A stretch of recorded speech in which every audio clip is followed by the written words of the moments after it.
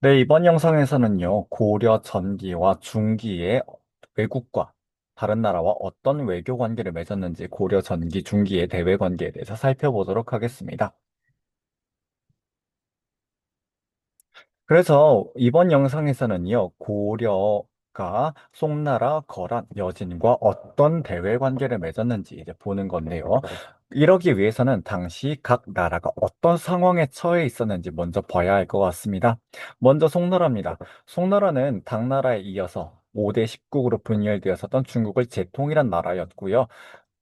송태조 조광윤 때부터 문치주의 정책을 실시하면서 군사력이 굉장히 약화되었습니다. 그러다 보니까 거란과 세력 경쟁의 함에 있어서 군사력에 있어서는 압도당하고 있었는데 그럼에도 불구하고 거란과 대등하게 맞섰던 것은 송나라가 경제적, 문화적으로 거란을 압도하고 있었고 뿐만 아니라 송나라의 경제력이 워낙 막대하다 보니까 거란한테 매년 세패를 바침으로써 평화를 돈으로 주고 사고 있었다라고 하는 소리죠. 당시 송나라보다 북쪽에 있었던 거란은요, 발해를 멸망시킬 정도로 굉장히 강한 나라였습니다. 유목민 국가로서 정복 왕조였던 나라이죠. 그래서 송나라를 군사적으로 압도하고 있었습니다. 그보다 조금 오른쪽에 있었던 동쪽에 있었던 여진족은 고려를 부모의 나라로 섬기고 있었는데요. 아직 거란과는 달리 통합된 나라를 형성하지 못하고 부족 단위로 생활하고 있었습니다. 그래서 고려에 대해서 식량과 농기구를 제공받고 그 대가로 말과 은, 그리고 무기 이런 것들 제공하고 하는 등 고려와 비교적 긴밀한 관계를 맺고 있었습니다. 그러면 이 당시 고려는요, 우리가 살펴본 것처럼 나라 초기부터 북진 정책을 추진하고 있었는데요. 이것은 발해를 멸망시켰던 거란을 적대시하는 것으로 구체적으로 나타났고요. 이 과정에서 송나라와는 경제적, 문화적 실리를 추구하기 위해서 친선 관계를 맺게 됩니다. 그래서 송과 거란이 대치하고 있는 이런 상황에서 동아시아는요, 송, 거란, 고려가 각각 세력 균형을 이루고 있었던 다원적 국제 질서가 형성이 되었고요. 고려는 이러한 상황에서 해동천하라고 하는 나름대로의 독자적인 세력권을 구축하고 있었습니다. 천하의 지배자는 중국 황제, 즉 천자인데요. 중국과는 다른 별도의 세계가 해동에 있었다라고 하는 이 해동천하권은요, 고려의 대외 인식이었습니다. 그래서 고려 황제는 해동천자라고 불렸고요. 거란과 송나라와 외교 관계를 맺을 때는 왕, 그러나 자기들끼리는 황제라고 칭했었던 외왕내제를 구축하고 있었습니다. 이것을 잘 보여주는 국제적인 행사가 팔관회였는데요.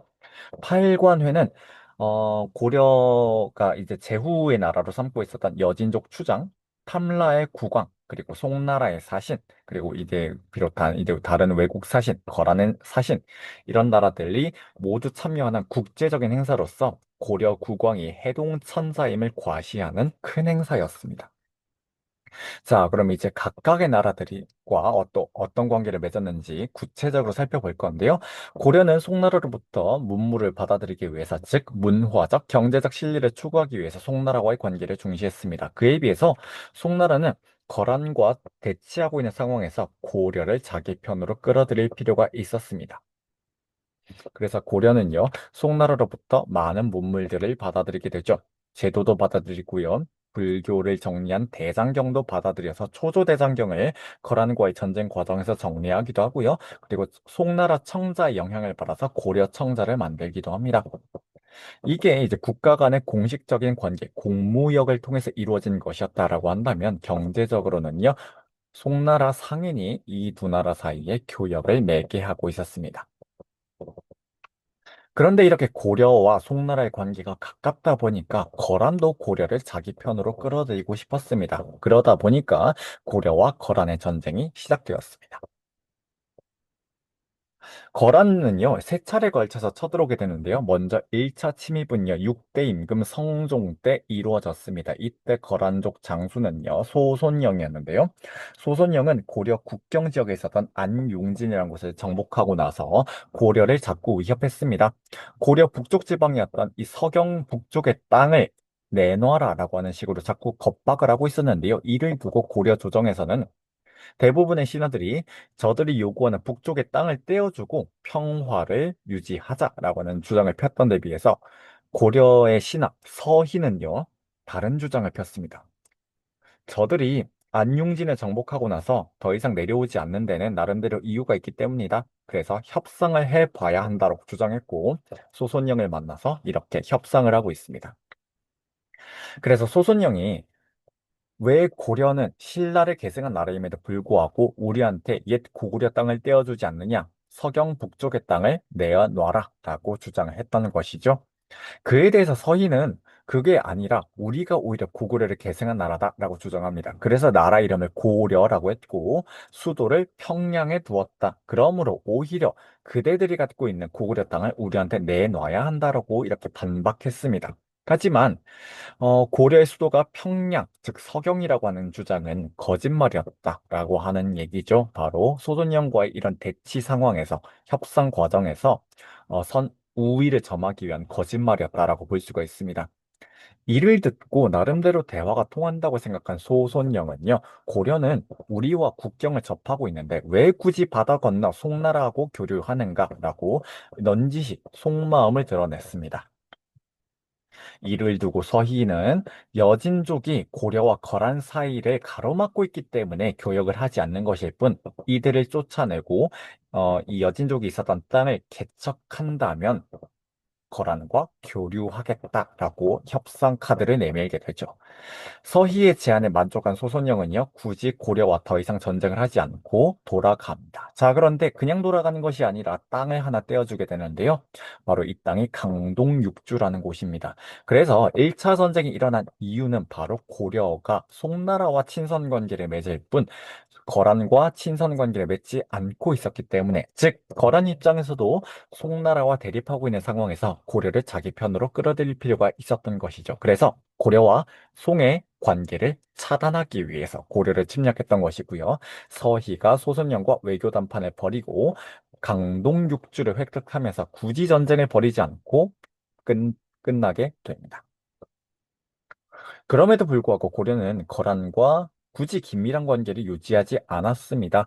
겉으로 공식적인 관계는 거란과 맺었지만 여전히 송나라와 비밀리에 교류하고 있었기 때문인데요. 거란이 이걸 알고 쳐들어 오려고 했습니다. 그런데 뭔가 빌미가 필요했어요.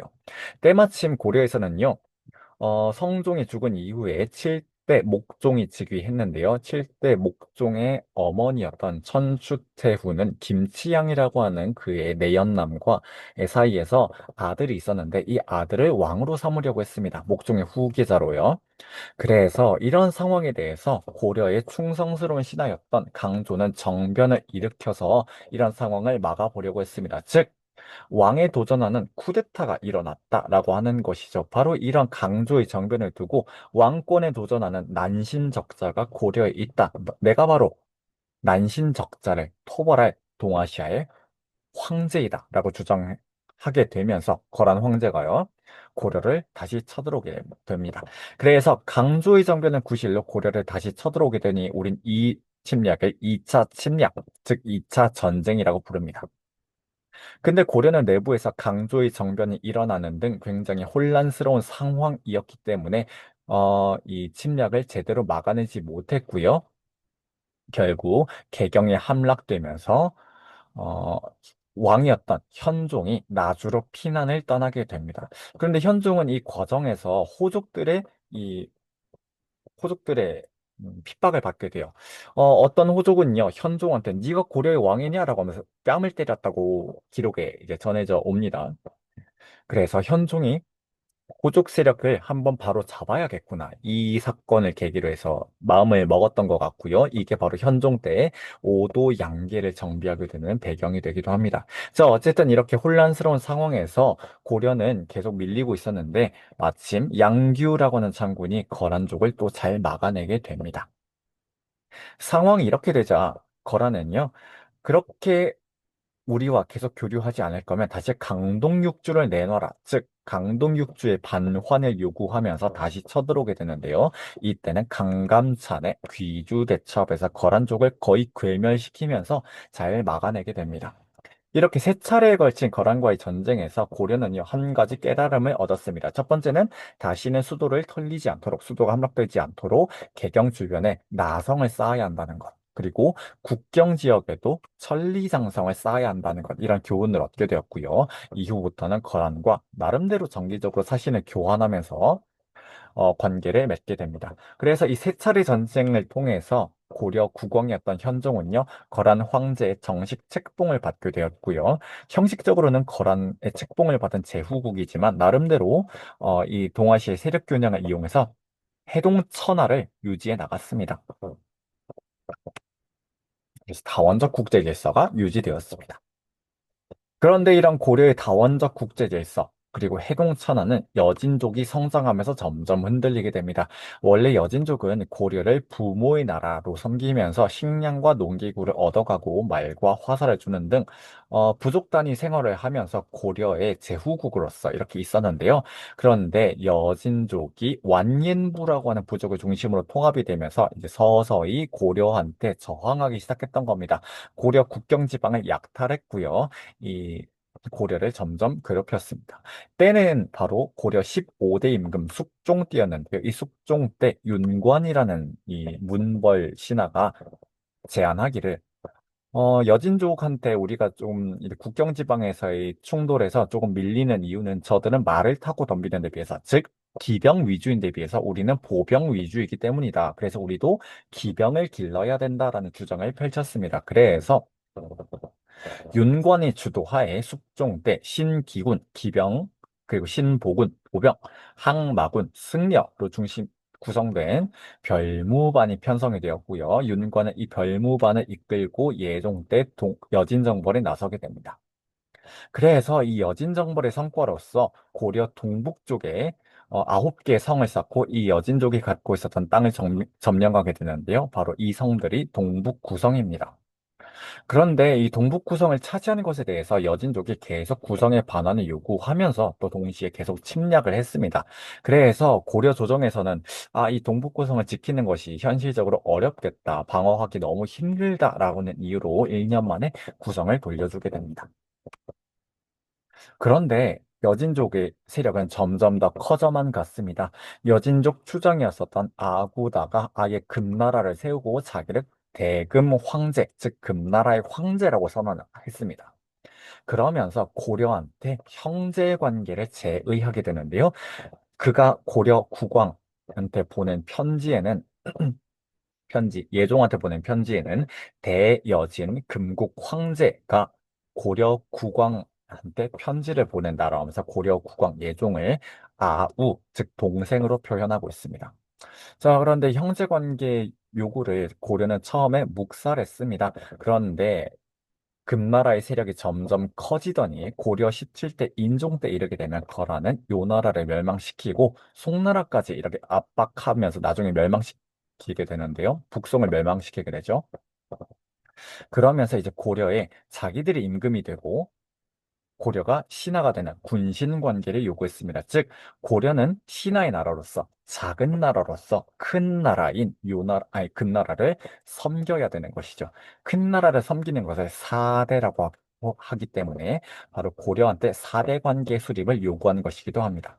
즉, 군신 관계이자 사대 관계를 요구했던 겁니다. 이에 대해서 많은 고려의 신하들은요, 그동안은 금나라가, 즉 여진족이 고려를 섬기고 있었는데 역으로 역으로 여진족을 섬기는 것은 정말 말이 안 되는 일이다. 이걸 받아들여서는 안 된다라고 주장했습니다. 그런데 여기에 응한 당시 집권자가 있었습니다. 당시는요, 이자겸의 난이 한창 진행되고 있었던 때입니다. 바로 집권자가 이자겸이었기 때문인데요. 이자겸은 이 금나라의 요구를 받아들이게 됩니다. 이자겸과 척준경이 이 금나라의 4대 요구를 수용하고 군신 관계를 맺게 되면서 고려는 이제 황제 나라로서 자부하기가 어려워졌고요. 해동천하는 탐라와 여진을 아우르는 그 넓은 영역이 아니라 고려 영토 안으로만 쪼그라들게 되었고 고려의 북진 정책은 중단되기에 이르렀습니다. 상황이 이렇게 되자 금나라를 무찌르자는 여진 여론이 고조되었고 이를 배경으로 풍수지리설을 근거로 서경천도 하자고 하는 묘청의 서경천도론이 고조되기도 했습니다. 자, 그래서 고려와 여진의 관계가 부모의 나라에서 점점 군신 관계 수립으로 이어지는 과정이 사료상으로 나타나 있습니다. 자, 그럼 이번 영상에서는요, 고려의 해동천하를 중심으로 해서 이 해동천하가, 송나라, 거란, 여진과 이제 외교 관계를 맺으면서 어떻게 전개가 되었고, 또 여진이 금나라를 세우고 군신 관계를 요구하면서 이 해동천하가 어떻게 축소되었는지 그 과정들을 살펴보았습니다. 자, 그럼 우리 다음 영상에서는요, 고려가 어떤 문화와 사상을 가지고 있었는지 그것을 보면서, 이제 1학기 기말고사 범위를 마무리해 보도록 하겠습니다.